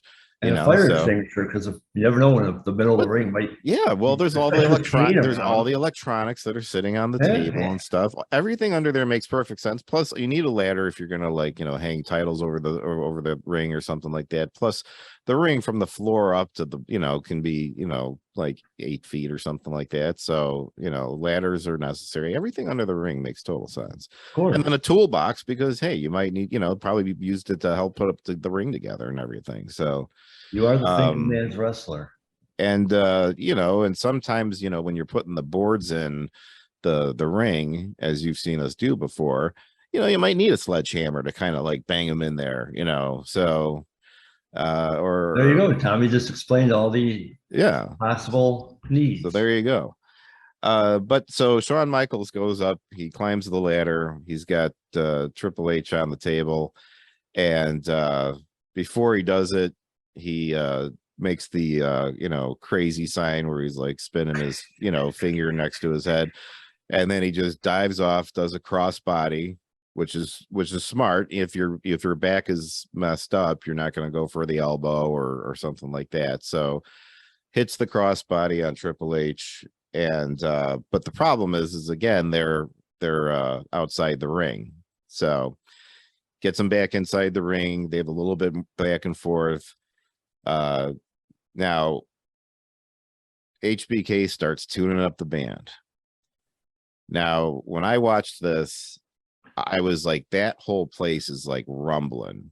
Now I've got a pretty nice sound system in my place, so the sub, it was going, and like, I mean, it really was just like when he had the band tuned up, that place was just absolutely losing their minds.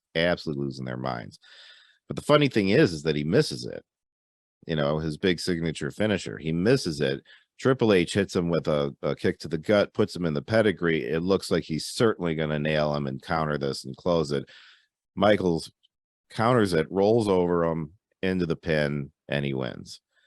I mean, just a fantastic ending to the whole thing. The crowd was absolutely losing their minds. I was at the Money in the Bank when Cena and CM Punk fought in Chicago for CM Punk's, final night of his contract thing and stuff. That's the loudest I've ever heard a wrestling crowd in my entire life. But I can imagine that at the Nassau Coliseum that night, it was equally as loud, because what about when Punk debuted at AEW? That was pretty loud. That was pretty loud, but that still wasn't as loud as what. Okay. Yeah. Because I would say that was probably the loudest I've ever heard. Yeah, no, it was loud. It was a big deal. But I part of it, I think, though, is also, I mean, like, it was loud for his entrance coming out, you know, and then he's standing there and he's talking. His match with Cena was, you know, 20 some minutes, and they were that loud the entire time. I mean, they were that loud at the beginning of the night of the pay-per-view, you know, because like they could have cared less about anything else on that pay-per-view that night. Right. And what by the time you got to the main event, or even just the minutes leading up to the main event, that place was already just losing their mind. Nothing had even happened yet. So, but anyway, my point is that seeing the reaction, hearing this crowd, it just reminded me of that. And I'm like that, and it was totally deserving of that too. It absolutely should have had it, which again, the crowd and their enthusiasm for everything also helps round this out into being just an incredible match. And I really love the end. I love that because everyone's expecting the sweet chin music or the pedigree or something big, the big finishing move to end it, because we're almost, it's the second to last match, it's the big match, blah, blah, blah. And then he wins it that way, which I just thought was beautiful. Right. It was just a simple, like, flipped over and held him down and pinned him, and that was it. It was just a pin, you know. It's like they both missed their signature moves, and then he just hit him with a pin, you know. So here he is, and he's in this triumphant moment, and he's beating Triple H at SummerSlam, and everybody is just like on cloud nine. And then all of a sudden, JR's worst nightmare comes true, and Triple H comes up from behind and just slams HBK in the back with a sledgehammer. And he gave him the first one that was like the covered, you know, the hand over the mallet part and everything. But then he takes it and he actually like swings it over his head while he's on the ground and hits him with the mallet and everything. I mean, JR and the King just losing their minds. This guy needs to burn. Kill him. Yeah, you could kill him. You should burn in hell. You should burn in hell. You know, I mean, like they just absolute contempt. And one of the best parts, and again, just Triple H being so awesome at what he does, is as the medics are tending to HBK and they're putting him on a stretcher and in a neck brace and everything, Triple H is walking out.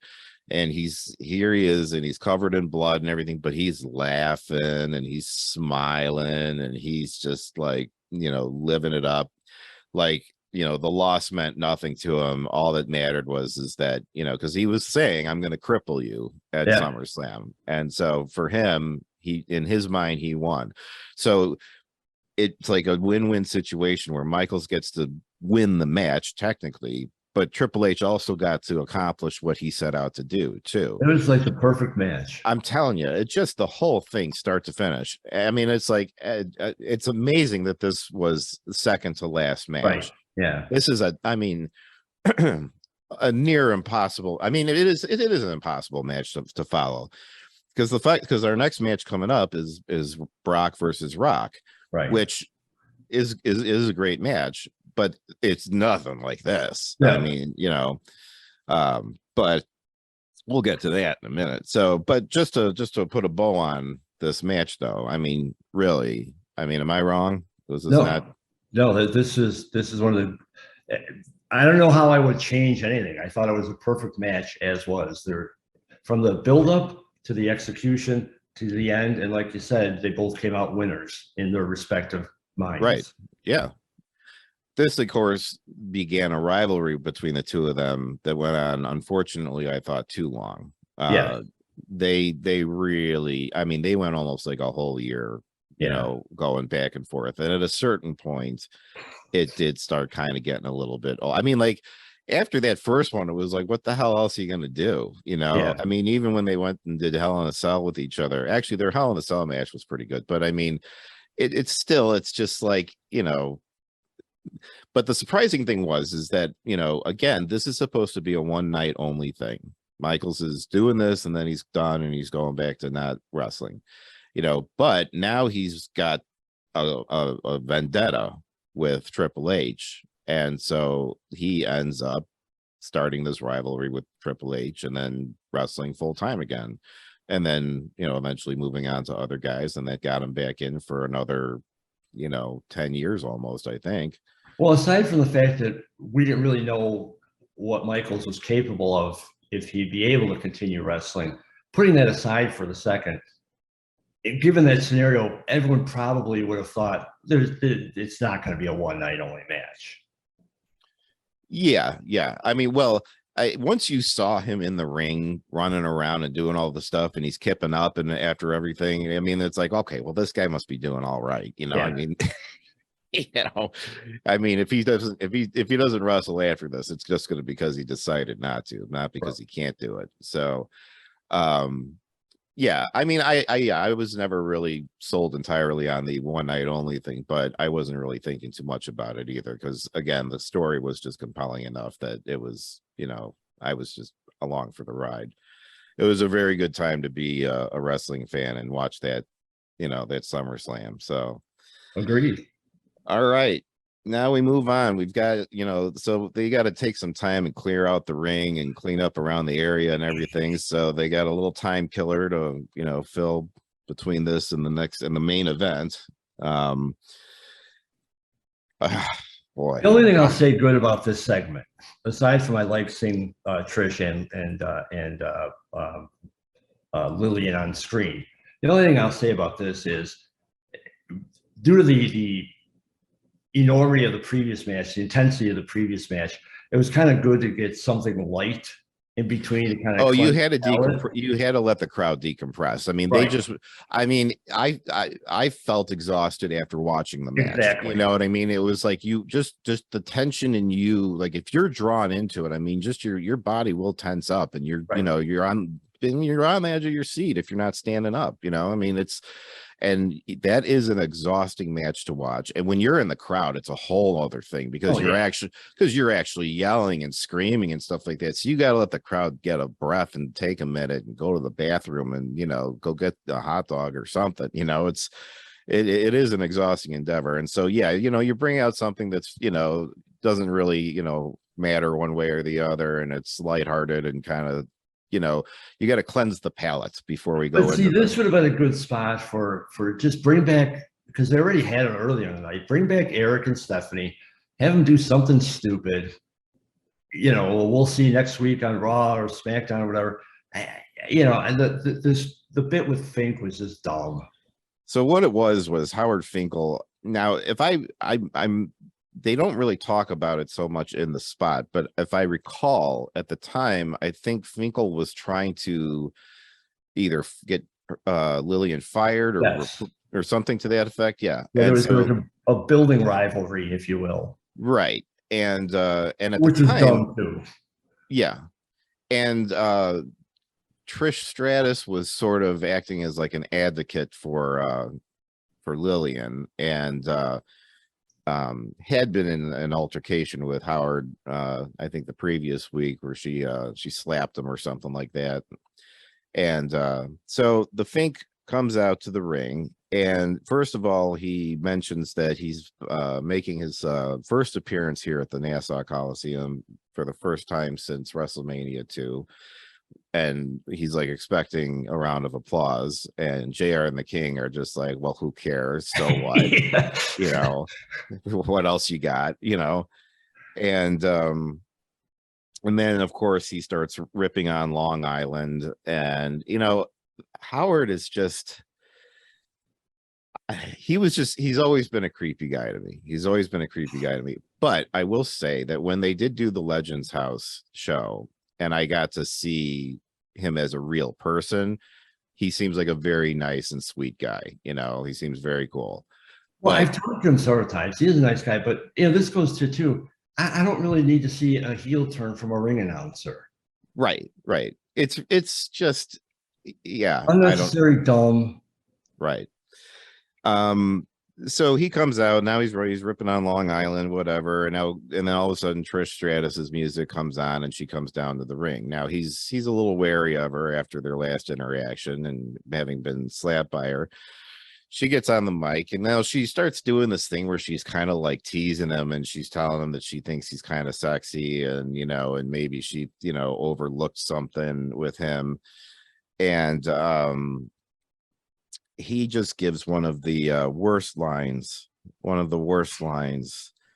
that just made me turn inside out. And he tells her, he says, you know, Trish, it's a dog eat dog world. you've got the puppies and I've got the wiener. And I was just like, oh no. No, you didn't just say that. Yeah, I mean, we're coming off the Michaels HBK Triple H match, one of the coolest moments you could imagine. This was not the palate cleanser that I wanted. Just give me something vanilla. This was so low rent. It was just so bad.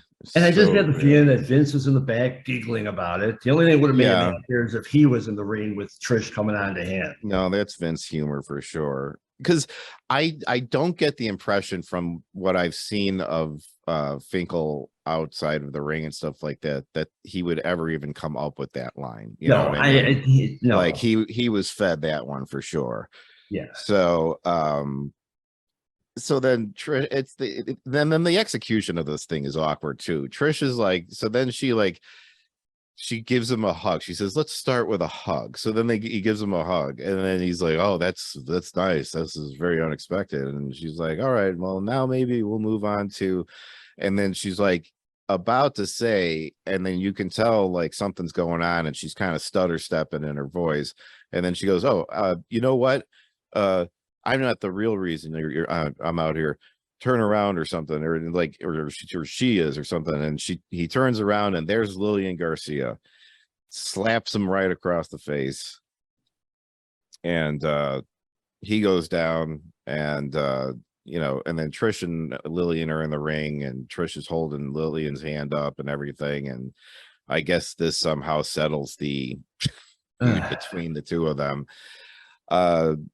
It was cringeworthy at best. It was definitely cringeworthy. It was really, really rough. Like I said, the matches on this show, fantastic. All of the other promos and spots, just horrific. I mean, yeah, cut them out.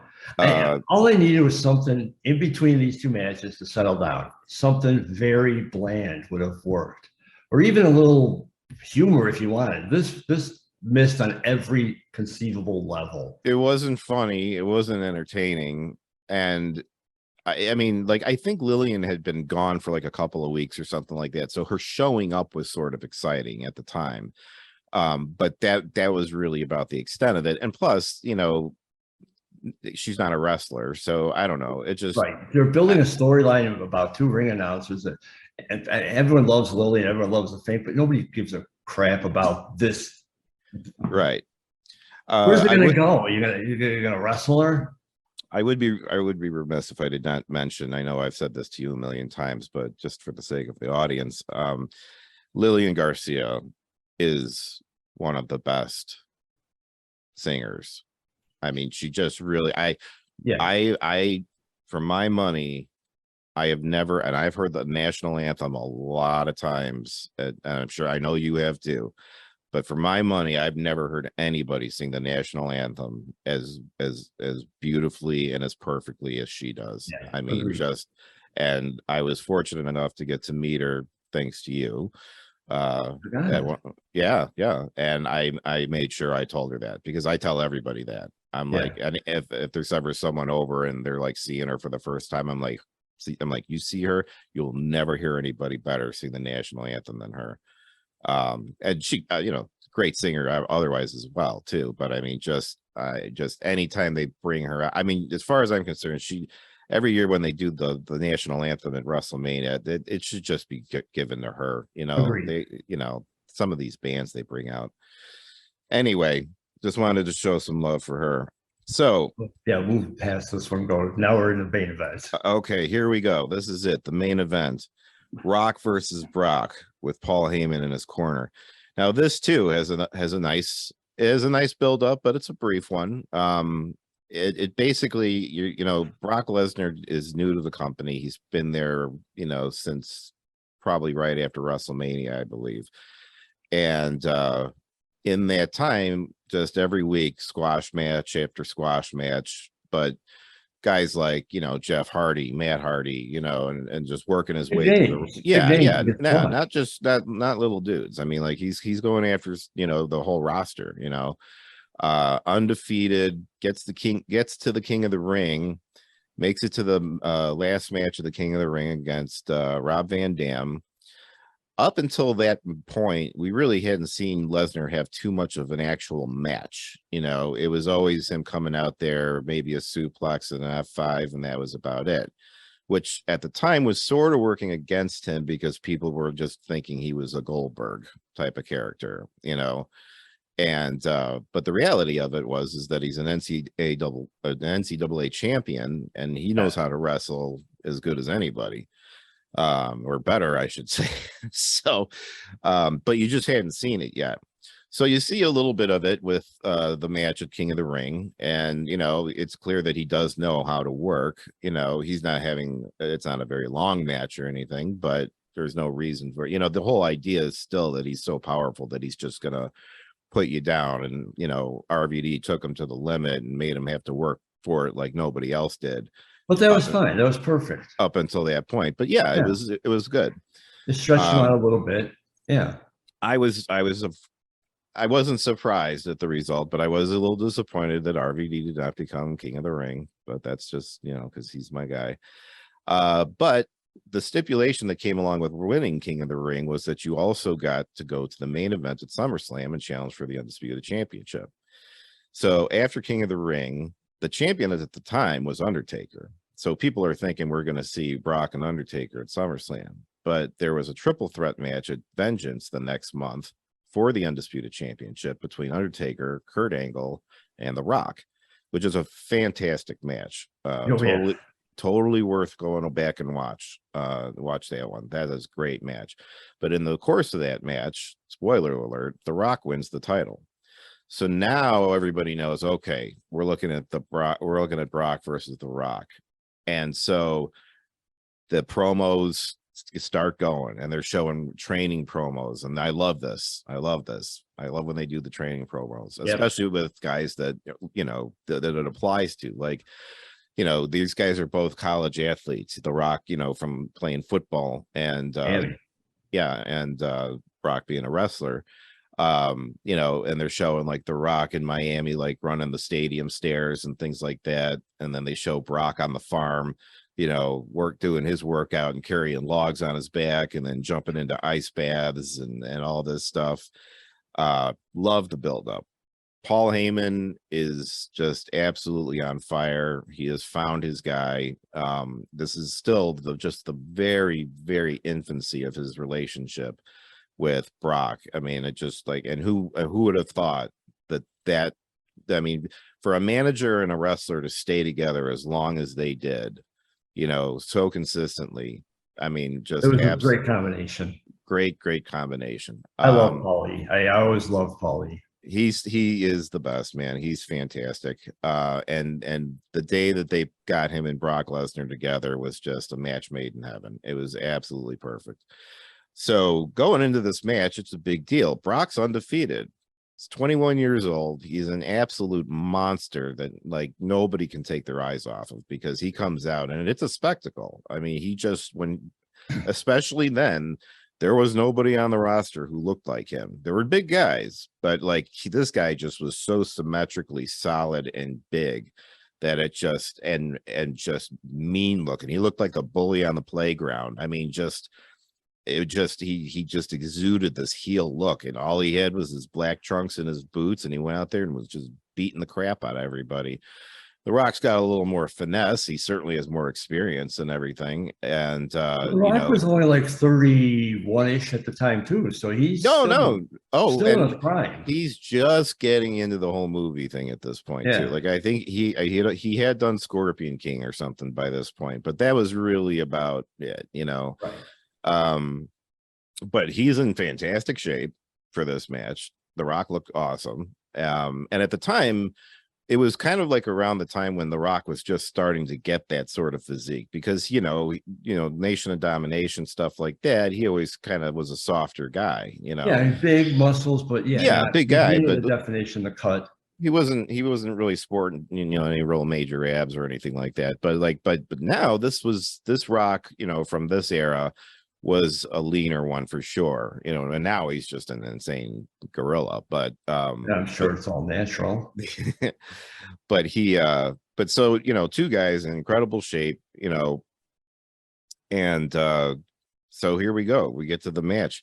We have referee Mike Chioda officiating this one to round out all of our refs for the day. I thought an interesting choice, Mike Chioda. I mean, certainly a veteran ref, good ref. I would have thought that they would have given it to Hebner. So I would have thought they might have, yeah, like switch them out. Yeah, honestly, I think if they hadn't had the Triple H Shawn Michaels match, it would have been Hebner. But I think having Hebner, Hebner being in that match was more important than being in the match with Rock and Brock. Sure, probably. Yeah. Chioda was more or less well, and here's the other thing too, is the refs were delegated to specific shows too. So Chioda was like the senior ref for SmackDown.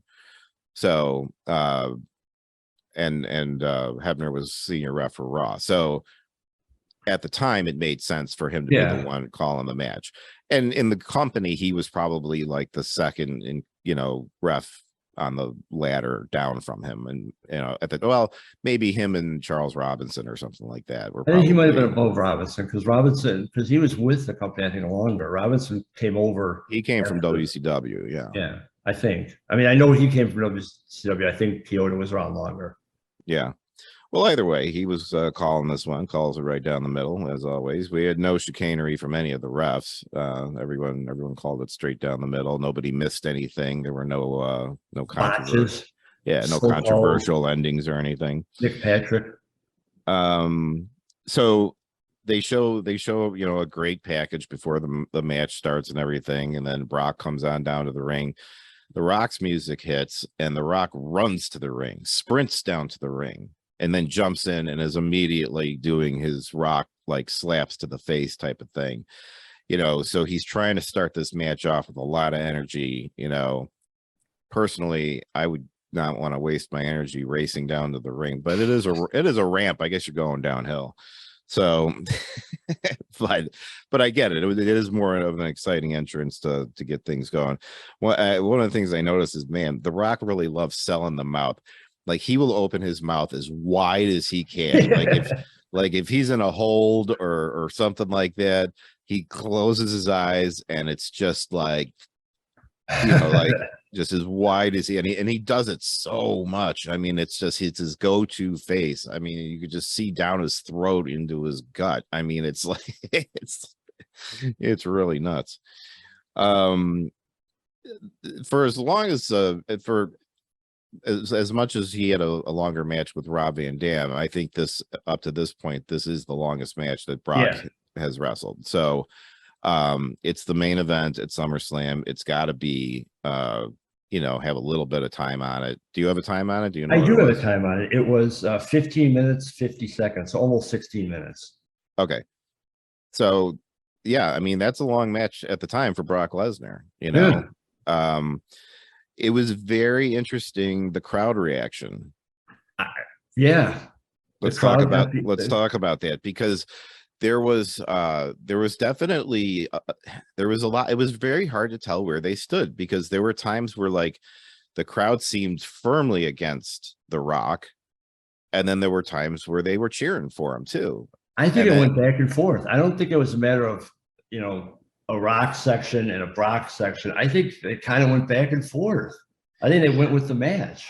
Yeah, I agree, and that's interesting. I mean, that's a really tough thing to cultivate, where like you can have a crowd like changing their mind about like who they want. I mean, people usually, maybe you might get someone, to switch off and then pick another guy, but yeah, like you said, go back and forth multiple times. I don't even know. I wouldn't even know how to do that from a psychology standpoint. Well, here's the one that I will compare it to. I don't know that you can manufacture it. I think it's just something that, But I will compare it to when Piper fought Bret Hart over the IC title. The crowd was kind of divided on that and back and forth. Like, they kind of just cheered everything. But in here, this was a very strange crowd reaction. So like The Rock, I think, gets Brock in like the sharpshooter at some point or whatever, and the crowd just is booing him. They're booing The Rock, and The Rock's looking around, and then he's The Rock would never actually speak, but he would just mouth words and stuff like that. and I could see what he was mouthing, and it wasn't anything he could have said out loud. So he was telling Long Island, you know, what he thought of them. But then, you know, so it's like what you would think would just feed them even more into not liking him. But like you said, then, you know, a few minutes later, you know, they were back on it. They're back on it and they're cheering for him. Yeah, it's like if Brock starts going after him, or they're, you know, then they're booing Brock, you know, and then you're hearing Rocky chants, and it is a credit to them that after that Shawn Michaels Triple H match, they were able to get that crowd up again and get them excited. I mean, the fact that they were cheering and they were booing and they were chanting and everything at the very end of the night, the last match. I mean, because they're not just tired from that match, but they're tired from this entire show. I mean, Finkel alone might have sucked the life out of them. So you know, so good on them for being able to get that crowd back up and going again. There was so much anticipation about it, and people were genuinely really excited about this match, you know. And they delivered. And yeah, and it was a great match. They I think they showcased Brock very well. Rock played his part in this very well. You know, it was one of those things too, where, you know, just even the name, like, you know, Rock versus the Rock versus Brock, you know, it was like the marquee just added to it as well. Yeah, it's not something I would mock.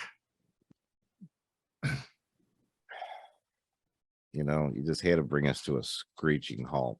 Or sock.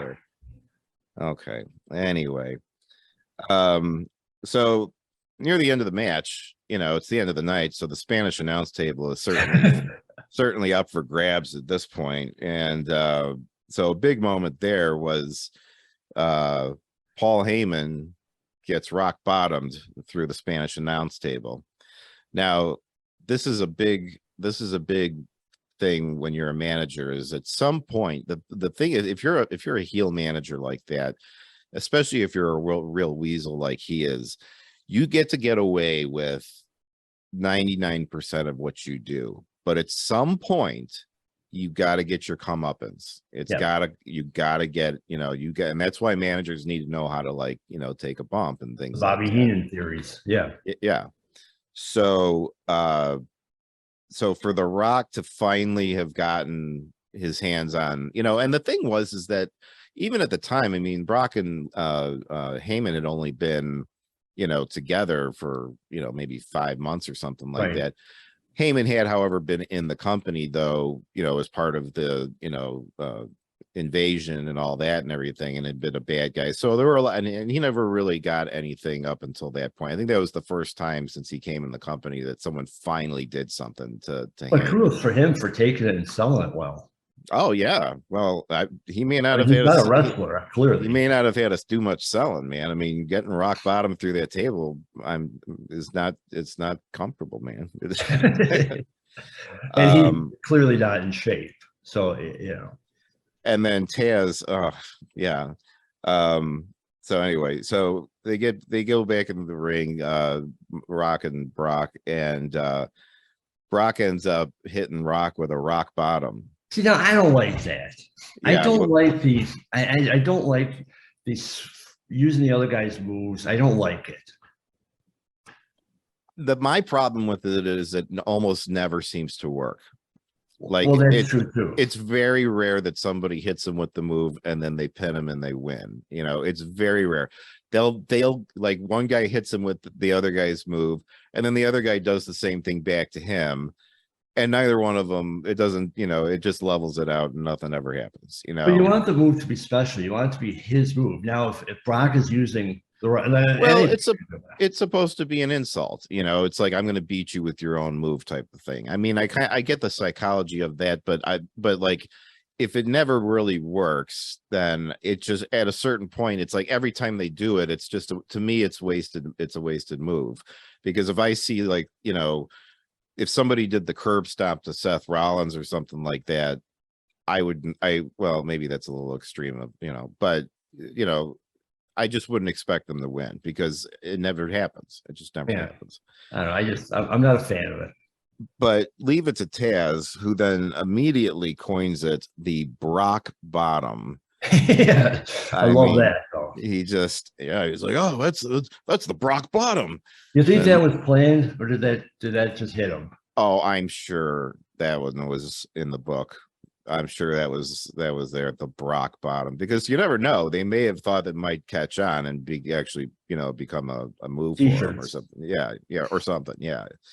Um, Now Brock ends up winning, finally hits him with the F5, which he only had to hit him with one, Right. which to me I like, because I think it's too often these days where guys are now having to use their finisher 2-3 times in a big match. And I think the finisher should be the finisher. Like, if Well, it's you called a finisher for a reason. right. I mean, if he hits the rock, if he hits the F5, that's it. It's done. I mean, it should be. And so he hits the F5 and he gets him, and he gets the win. I was thinking about The Rock, because he does do the people's elbow in this, or he tries to. I think he gets cut off. But he does go through the routine at least. And I was thinking, I'm like, this guy must not buy very expensive elbow pads, because every time he does this, he's throwing one out into the crowd. Well, I mean, come Now, on. I think Rock could afford elbow pads. I know, but I think they just don't look well. They don't look like they're nice pads either. I was looking And at how much them. could they cost? $100 even? Well, that's a no. I would hope not. Whatever Well, he's I mean, the whatever guy, he's wearing are not $100 pads. I know that much. I he's mean, a like, millionaire, so he's throwing out. That's like us throwing out a buck.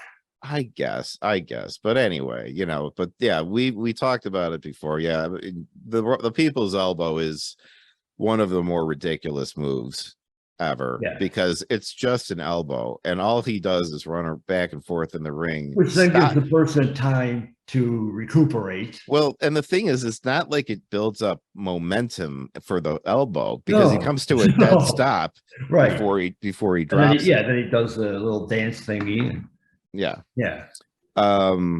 So, but It could be the goofiest move for any like Hall of Fame champion. the problem is, I mean, look, as a wrestling fan, I mean, I like it because I get it, it's entertaining, it's different, and everything. But the problem that I have is that when people who don't watch wrestling, and that's like their first day, every show is the first day someone is seeing pro wrestling. Okay. And they're going to see this and say, why the hell didn't the guy get up and move? Or what the hell was that? Why did Why any is of he that wasting time? why did any of that make that hurt any more than it would have if he had just dropped an elbow on him? And then they just are like, this is just ridiculous, and it's so nonsensical and everything. And so, as a wrestling fan, you forgive all of these things, and you just kind of go along with it and everything. And I like the Rock Bottom, but I'm just saying that it is ridiculous at its core. Well, no, I like the Rock Bottom. I don't like Yeah. the people's elbow. Can't we separate Or the two? no. That's what I meant to say. People's elbow. Oh, okay. I misspoke. No. Yeah, no, Rock Bottom makes sense. Yeah, you get slammed on your back. Yeah, totally. The So then stunner that makes should be boom, right to the pin. Done. right. Brock, given that he was a rookie on the main roster, I thought this was a fantastic match. I mean, for a guy who's only been on the main roster coming up from Florida for about 5 months, I mean, and go main 60 event. minutes. Yeah, main event with The Rock at SummerSlam, didn't screw anything up. No. Nobody got hurt, and there was not some sort of like Goldberg match or anything like that. I mean, like, he wrestled a really solid pro wrestling match. Absolutely. Yeah. And at the time, at 21 years old, he was the youngest WWE undisputed champion in history, which would he would inevitably be dethroned by Orton a couple years later when he won his title at SummerSlam against Chris Benoit. So, but man, I'm like exhausted just going over this. This card really made us ride our emotional roller coaster. It was intense. It brought it every match, with the minor exception of the Undertaker test. And if that's the weakest match on a card, it's still decent. again, it's not even it wasn't even necessarily a bad match, but man, it was stacked up against some real monster matches here. I mean, So like it it's hurts by just comparison. right. It's just, on another card, it wouldn't have stuck out so much. But this was just like, I mean, again, we had Rey Mysterio, Kurt Angle, Jericho, Ric Flair. I mean, Benoit, RVD, Booker T, Goldust. Yes. Yeah. I mean, it's just the whole thing. And again, looking at, JR and the King are there, calling commentary. Cole and Taz were, they were all right, but they were there and it was part of the family at the time. All of the refs who were part of it and everything. Lillian Garcia was there. Trish Stratus was there, Howard Finkel was there.